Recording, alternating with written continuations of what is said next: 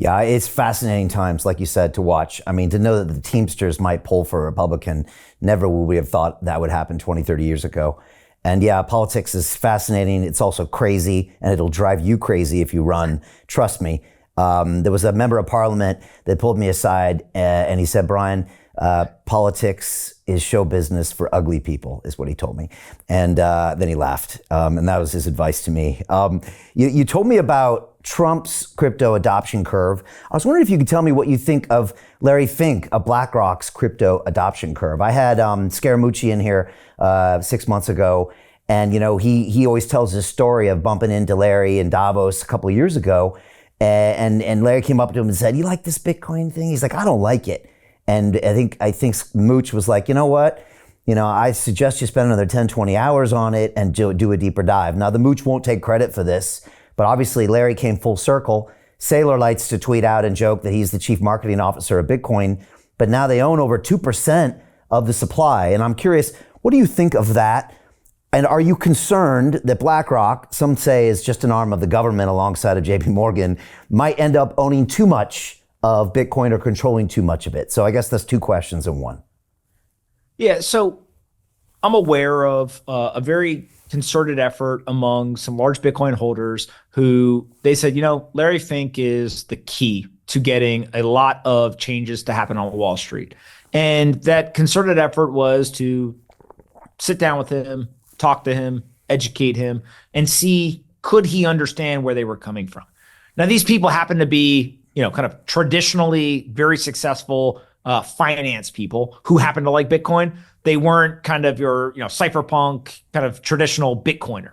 And so they were very successful in that, maybe we'll call it an intervention of, hey, look, we own a lot of this. We think that this is good. Here's why we like it. Here's what we think the risks are. Here's how we think the world's going to play out in the future. On top of what is an external, you know, kind of marketing campaign, maybe to Larry Fink, kind of an audience of one, there was also an internal effort. So there's a gentleman, Robbie Mitchnick, who is the head of digital assets at BlackRock. There's a couple other people internally. They really worked hard to do the work, right? When you work inside the company, you can't just like call up the big boss and say, hey, let's go to lunch. I got an idea. You got to kind of put together research. You got to put together an argument. You got to not only explain why is this asset going to be something that's going to be valuable in the future, but you also got to explain why is this good for our clients? Why is this good for our shareholders? How should we think about the risk? What is the compliance, right? All those things go into kind of forming that argument. And so I like to think that there's an external and an internal kind of intervention. And Larry Fink ultimately said, you know what? I do agree. I think that this is going to be a big thing.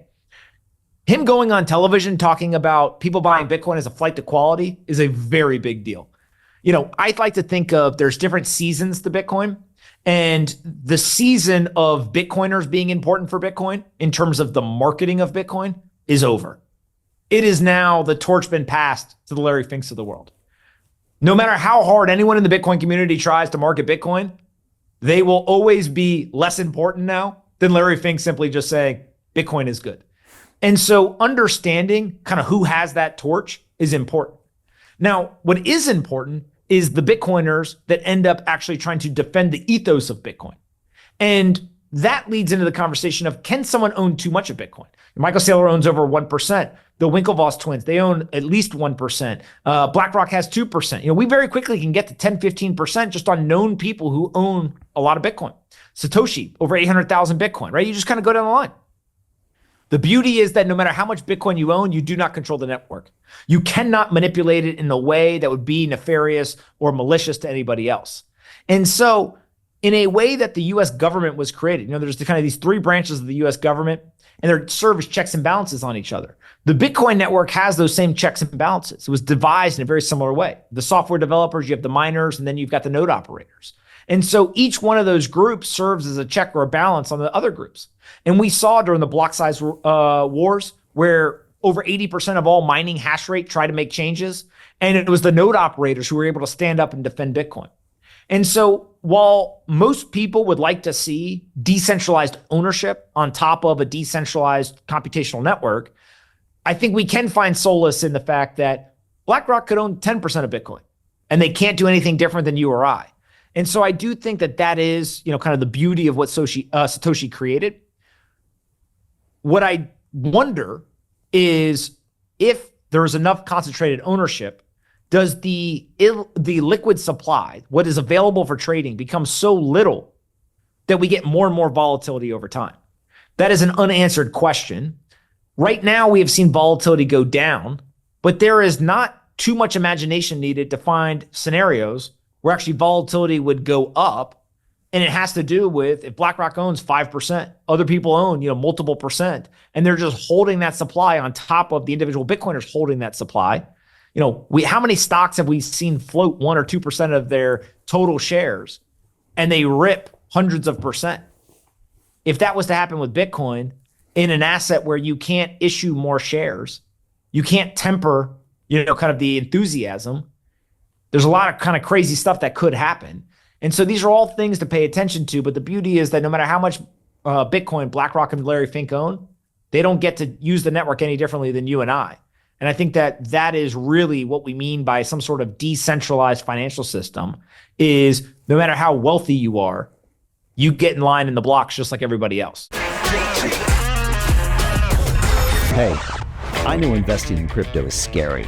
It takes a real leap of faith because there are so many scams, rug pulls, and bad actors out there. It's a dangerous business, which is why 95% of people lose all their money.